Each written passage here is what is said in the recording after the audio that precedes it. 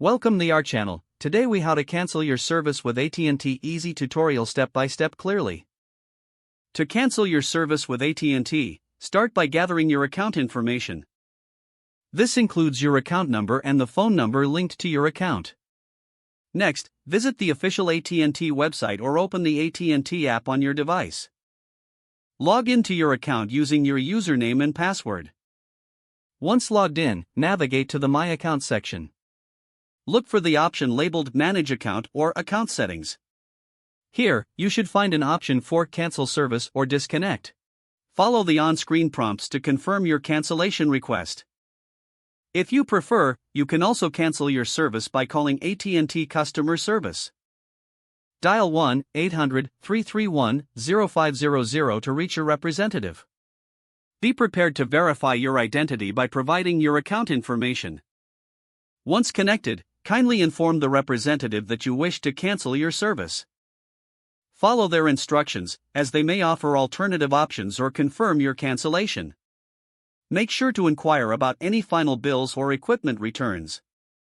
After cancellation, keep an eye out for any confirmation emails from AT&T. This will ensure that your service has been canceled successfully. Lastly, check your bank statements to confirm that no further charges have been applied. Following these steps will help you easily cancel your service with AT&T.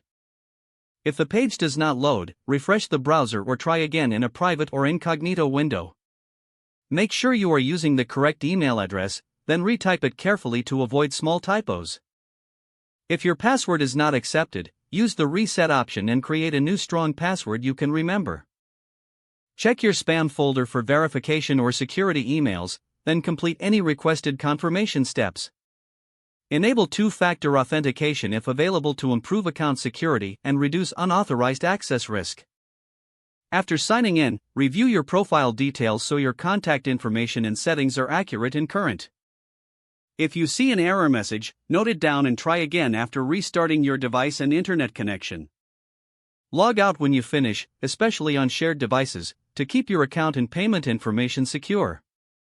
If the page does not load, refresh the browser or try again in a private or incognito window. Make sure you are using the correct email address, then retype it carefully to avoid small typos. If your password is not accepted, use the reset option and create a new strong password you can remember. Don't forget to like this video and subscribe to our channel for more step-by-step tech guides.